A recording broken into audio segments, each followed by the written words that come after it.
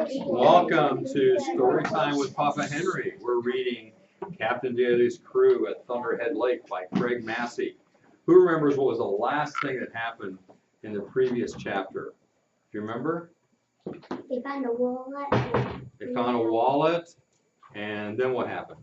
The guy who owned the shack came and said, "Why did you steal my wallet?" Right. Remember his name? Anybody remember his name? Snapper. Snapper, yeah.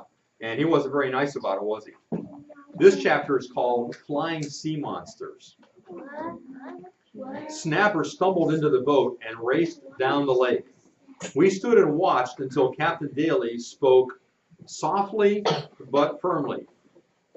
"Pudge, I think you were a little hasty in showing the pouch to him. It would have been a good idea to have questioned him more." Pudge didn't say anything, and I figured he knew how wrong he was. The game wardens didn't show up again that evening. After supper, we decided to try fishing for some catfish after dark. We left shore about 10 o'clock and rowed out to the center of the lake. The night was dark with twinkling stars overhead. It was fun to drift along and talk. At first, the fish weren't a bit interested in the juicy night crawlers we dangled from the end of our lines. About 11, Chuck said, "I've had enough." Captain Daly yawned. "I guess I'm a bit tired myself. How about Chuck and I going in, and then the rest of you can fish all you want?" We rowed them to shore and struck out again. The moon was peeking from behind Thunderhead and lighting the lake with an eerie, that's another word I learned in school, it means weird or frightening, pale yellow glow. Pudge gave a shout and yanked his pole. "Got one!" After the fish put up quite a fight, he reeled in and we had our first catfish. He unhooked it and dropped the fish in a bucket of water to keep it fresh. I have to wait a few minutes. Rufus got a bite on his line, but pulled too fast and missed. Slim and I had nibbles, but no fish. Pudge caught another, and then a third before I yanked when my pole dipped down. It was a nice, fat catfish. "Hey, fellers," Rufus said. "We's drifting mighty fast. I can't see the campfire." He was right. The campfire was out of sight. I looked up, figuring to get my bearing from Thunderhead, but that old mountain was missing. "We've probably drifted around the curve that swings behind camp. That ridge there is hiding the mountain," I said. We rowed over, but to our astonishment saw nothing of either the mountain or the campfire. By this time, Rufus was frightened. "Fellers, the ghosts come out at midnight. They's going to get us for sure. We got to find camp before 12. "There's nothing to be afraid of," Slim said bravely. "We can find camp by following the shoreline." "Sure," agreed Pudge. But we rowed at least an hour and didn't see either the mountain or the camp. What a feeling. I wasn't exactly afraid, but I began to pray. The moon dipped behind a cloud and turned the lake into darkness again. It was so dark we didn't try to row, but let the boat drift. Off in a distance, we could hear a fox yapping and a barred owl going, "Woo, woo, wee." Suddenly, a weird cry drifted to us from the shore. It sounded like a woman screaming. Again and again it split the air. 7 times it sounded.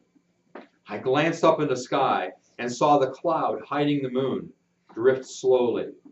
It would be a few minutes before the light would come. "The ghosts are coming!" Rufus cried, tucking himself under a piece of canvas on the floor of the boat. "It must be a bird," Slim whispered. "I never heard one like that," I whispered. Pudge said breathlessly, "Now is a good time to think about those words from the Bible we chose for our motto." Slim quoted, "Trust in the Lord with all your heart." When he finished, the screaming started again, only this time it sounded a lot closer. The cloud drifted past the moon, and the light revealed the shoreline once again. Pudge, who sat next to me, made a leaping grab for my arm. "Gary!" he blurted out. "What's that up in the sky?" At first I didn't see anything, but then the yellow moon and stars. But then I almost fell overboard in amazement. There, floating about 100 feet above the lake, I saw a strange, huge animal sailing slowly. Slim screeched, "Look!" He didn't have to say a word, I can tell you. I couldn't take my eyes off the flying thing, whatever it was. It's a sea monster. It has a long neck and a tail," Pudge stuttered. Rufus crawled out from under the canvas. "Ah!" he screamed. "It's a ghost of Thunderhead coming to eat us up." The four of us sat there, watching the flying sea monster sailing away.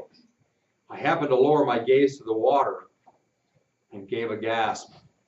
There was another one floating on the lake. There was fear in my mind, and down deep I felt ashamed because I knew the Lord was watching over me, so nothing could happen because of his protection. Watching those things drifting over the lake gave me a feeling I never felt before. Suddenly, the high-pitched scream sounded again and again. Poor Rufus shivered and shook, and I held him close, trying to calm him a bit.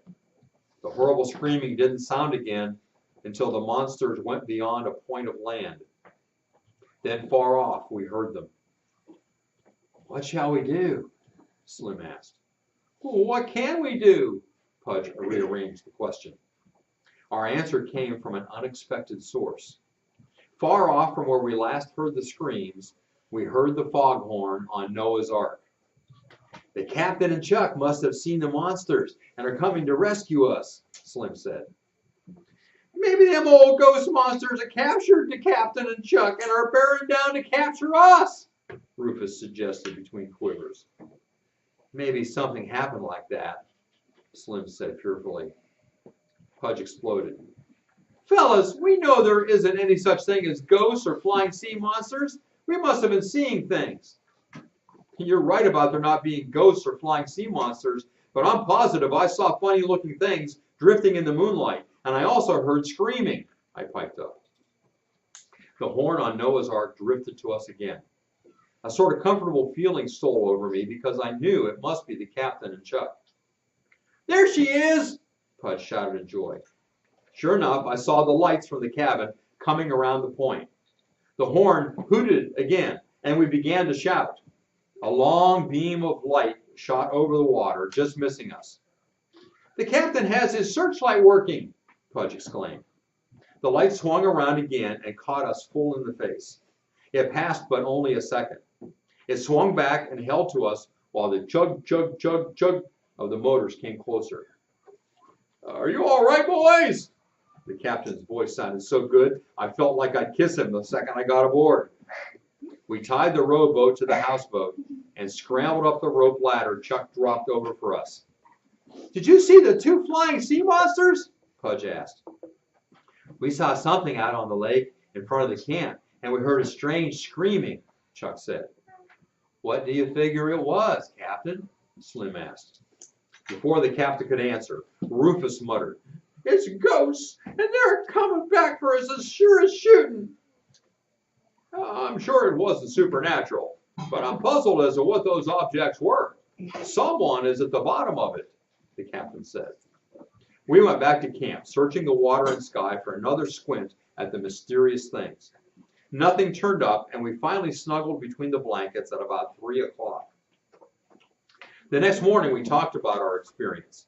It turned out we had drifted in the rowboat to the other end of the lake behind our camp. We had the right idea about land hiding the mountain, but we didn't go quite far enough. If we had kept going, we would have been home before the objects half scared us to a frazzle. It was sure a wild time, but now that it's over, I'm sort of glad we were lost," Pudge told us. "Think of all the fun I'll have telling the fellows back at school." Rufus sputtered. "You may not get back there. Them old things is a-coming back tonight, and they're going to finish us off for sure if we stay here. Further conversation was broken off because the silver plane landed out on the lake. What did you find out about Snapper? Slim asked when Dan and George came ashore. Well, not a whole lot up to now. The police are checking their records, and perhaps this afternoon we'll know more. We had a wild time of it last night. We saw 2 huge objects floating through the sky a little past midnight. We also heard several screams. Altogether, it was mysterious, the captain told the men. Well, that's something to work on. Where did you fellows first see these things? Dan asked. Over at the other end of the lake, Slim answered. George, you stay here, and we'll take a hike over there and see what we can find, Dan said. I'll stay with George, the captain said. I'm a bit too old to climb those hills. Off we went, and within a half hour we're at the other end of the lake. We scouted along the shore for half a mile when Rufus stopped. Look! What's that white thing up there? The next chapter is called A Worrisome Night.